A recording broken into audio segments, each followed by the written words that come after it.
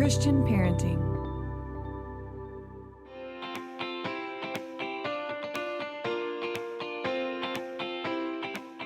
Welcome to Called to Love, where we discuss all things adoption and foster care and dive into the practical, the clinical, and most importantly, the biblical perspectives to help you and your family thrive. I'm Summer Colbert, adoptive mom, director of adoption and foster ministry, and champion for the Arkansas Baptist Children and Family Ministries. Adoption isn't just a process. It is an invitation to go on a journey with the Lord where you will experience life-changing opportunities to grow in your faith and learn to love in an entirely new way. One thing is for sure, being called to love means you will never be the same. Welcome back, sweet families, to Called to Love. And I hope that you have really been enjoying our new series so far on mindful parenting. And my guest, Kelly Hamilton, is joining me again for part 2 of this series. Kelly, welcome back. Thanks for having me. Absolutely. Okay, so you led beautifully into our next point in our conversation and in this series, which is a key component to, I believe, successful parenting in general, but especially successful parenting as foster and adoptive parents, and that is attachment. And so today I want to dive deeper into the attachment styles and how they affect our parenting, how they affect us, being able to identify our own attachment style, and then diving into our children's attachment styles and just how we can thrive in our relationships despite maybe differences in our attachment styles. And so let's begin with an overview and understanding of attachment, Kelly. I think that's a great place for us to start. Yeah. So attachment is the emotional connection formed between child and caregiver in early childhood. And really, what we see is that this connection influences how future attachment and relationships are established. A securely attached person, an individual, will leave a relationship feeling seen, soothed, safe, and secure. There are 4 different types of attachment styles. We have secure, we have anxious, avoidant, and then disorganized. And disorganized is a little bit a combo of anxious and avoidant attachment. Yes. And I learned so much being able to unpack each one of these individually. And so I feel like that's going to be valuable for us as we go through this series. But let's stay a little bit 30,000 foot view Mhm. before we kind of dive deep into how can understanding our own attachment style benefit us just relationally and then as a parent. This is huge. And I think this is kind of a miscomponent in our training pre foster care, pre adoption placement, because really how we engage and interact with our kids is stems from our personal attachment styles. Right. And so when we don't understand where we are responding from, how we are engaging, we can oftentimes miss the mark of formulating a secure attachment with our kids. And Yes. so I think being mindful of where is our attachment, what what is our attachment style, can really lead us to say, "Hey, I think I need to do some work in formulating a secure attachment myself in order that I can securely attach to my child and vice versa."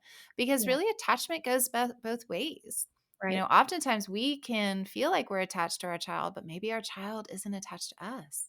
Or maybe Yeah. our child is formulating an attachment to us, but we are not attaching to them. Mhm. It's a both and. And I think oftentimes when we're becoming, when we're training to be foster parents or training to be adoptive parents, we hear a lot about attachment, but we don't really dive into what is it, how does it form, and what is our personal attachment style in order Yes. that we can better understand how to securely attach to our kids. That's a really great point. And as you're saying this, the thought just popped in my head. And I feel like we need to say this because, again, I feel like I needed to understand this. All these things that I'm learning on the other side of this, adoption journey that I so wish that I knew when I was getting started. But is attachment a one time action or Mm. is it ongoing? It's such a good, important question. Attachment is not a one time event. It is honestly a lifelong commitment, Yeah. in pursuing a healthy, secure relationship with your kids. I love it. Oftentimes, when I work with families and say, "Okay, talk to me about your attachment," I will hear like, "Oh yeah, first time I saw them, we totally attached," or "We attached in the hotel after we, or for international families, the first time we picked them up and we came back to the hotel, we were totally attached." Yeah. Um, it's not a one-time event. Yeah. It is a lifelong commitment of pursuing a healthy relationship, a healthy connection with that child.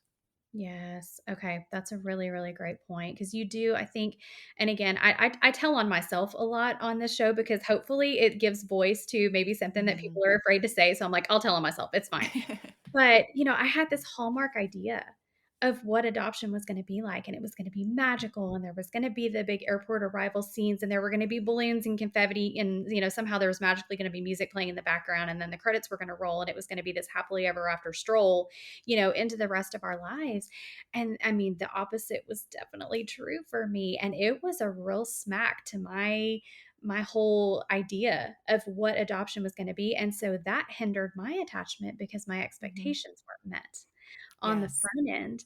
And then I have this sweet little baby who just needs to feel safe and comforted and loved. And her attachment style was completely different than mine. And I didn't understand my own attachment style, which we're going to dive into this. I'm more avoidant, and she smothered me.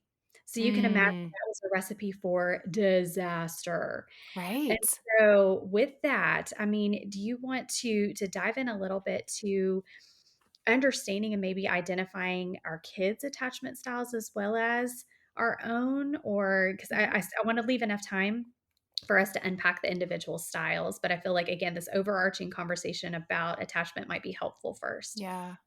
I think you hit on a huge and such an important piece right there of I thought it was going to be the balloons and the confetti and the hallmark moment, right?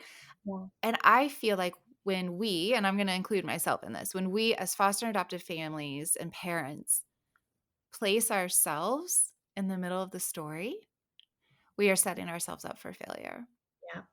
Yeah. because the expectations are not realistic and honestly we're not the center of the story. That's Like right. we are just here to serve not just a child, but I'm going to challenge and say we're here to serve a family because Yes. that child does not come in isolation. That child has a family. That's right. And so that may look different in how in different situations, but when our expectation is skewed and misaligned to really serve ourselves and not serving others, then yes, we are definitely going to be disappointed, frustrated, and feeling like, where do I start? Right. Because the reality is not matching with the dream I had. That's right. And so I think that's a really important point. I know that's not where we're going with attachment, but I think you hit on that, and I think that's so important for all of us, myself included, to remember on this parenting journey of it's not about us. Yes. Oh man, that hurts. As Christians, we know the media we consume matters. And to be honest, it feels like it's getting harder to find good movies or quality TV shows, and even Disney doesn't seem family friendly anymore. If you're looking for a real review, let me introduce you to Real Review from the online Christian radio station Real FM. Real Review is a podcast designed to give you the spoiler free lowdown on the latest films, so you can feel empowered to answer the question, should I see this? Or should my kids see this? Plus, you can join Zoe in a deeper discussion about the story's meaning and impact on pop culture, from John Wick to Barbie and Dumb Money. You can listen to The Real Review with Zoe on the Real FM app for Apple or Android devices, or wherever you find your podcasts like Spotify, or online in the podcast section at real.fm. Now let's get back to the conversation. It does because I mean, in fairness, I mean, let's give ourselves a little bit of credit here. Like we do fall in love with children that we've never met yet. You know what I mean? Like 100%. there's this idea of a child, and God places that in us for a reason to prepare our hearts to love the child that He has ordained for our families. But it's not going to look like, because look, I'm a sinful human and that child is a sinful human. And so we're going to hurt each other. We're going to struggle. We're going to wrestle in relationship, and we're going to have to do the work, as you've beautifully said, Yeah. to maintain attachment and connection and facilitate healthy relationship. But we have this idea of just love, and it's overwhelming, and it's fed by others, people who really don't understand the trenches of this calling. They see it as very pretty, and they almost kind of attach this, and you and I've kind of touched on this a little bit in conversation before we hit record today, that it's this idea of saving children. Mm. And so that can be really unhealthy for us as parents going into this idea of attaching with our children, if we have that even lingering slightly in our minds, that we're going in to save a child rather than just love and steward a child, right, Kelly? Yes, I think that's so important. I think when we or our community or anybody places the parent in the role of hero or savior or rescuer, Yeah. that becomes so dangerous because if you're a Christian, we have one savior, and it's Yeah. definitely not us. Right. But in that place, if we say, "Oh, we're rescuing," or "Oh, we are the hero in the story," the hero and the rescuer don't need work. They have it all together. That's right. And that is not us. We No. don't have it all together. We have to do some work. Yeah. And it also places the child in the point in the place of needing the saving, Yeah. in the sense of like we are here to make you better. And and no, I don't think so. I think we are here to parent well, to love, to help you heal from trauma. But I think it's also important for us when we see these behaviors to make sure we understand they're coming from a place of trauma, Yeah. and not all behaviors are sinful. Yeah. And you can edit that out if you don't want to. No. But I think I think that's important for us to understand is that often the traumatic behaviors are a response to feeling afraid, to Yeah. feeling unsafe. Yes.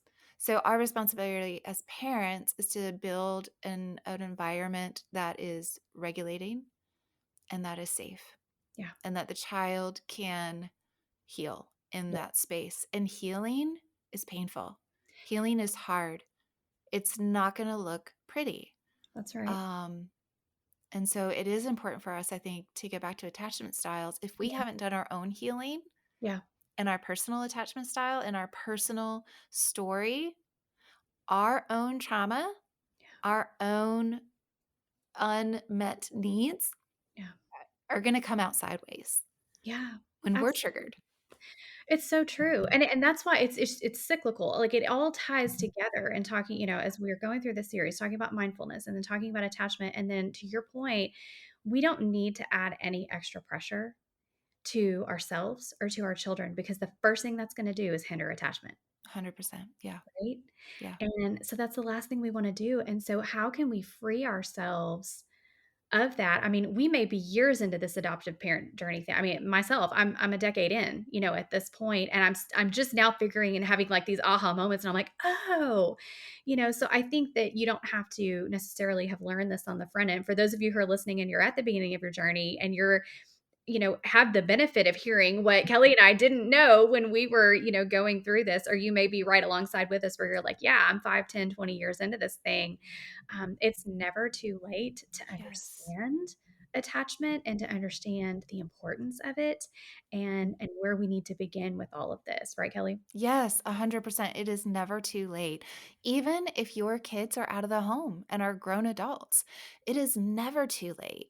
And it is always an opportunity to come back and say, man, I learned something.